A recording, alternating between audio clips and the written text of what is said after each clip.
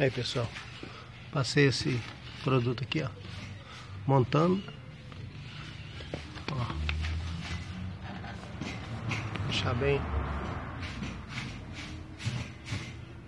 ele é a base de água, bem incolor,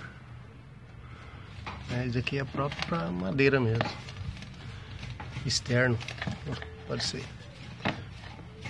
aplicação para ficar assim no tempo mesmo.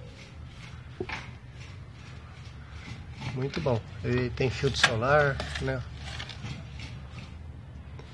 Filtro solar, secagem rápida, baixo odor, não tem cheiro. Montana.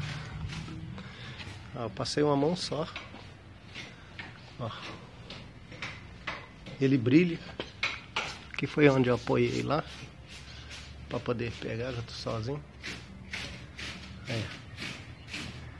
Mas é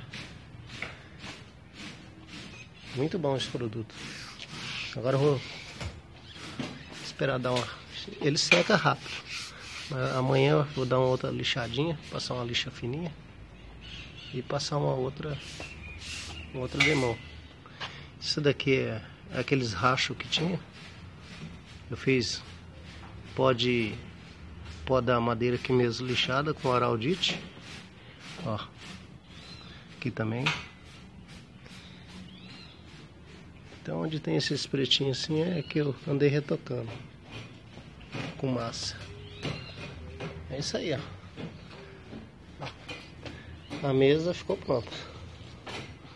Ó, ficou retinha, né? Dá pra ver aí, ó. Ficou retinha. Isso aí. Espero que vocês gostem aí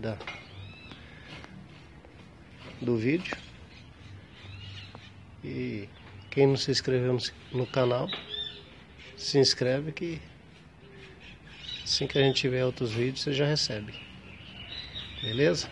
Obrigado aí a todos aí.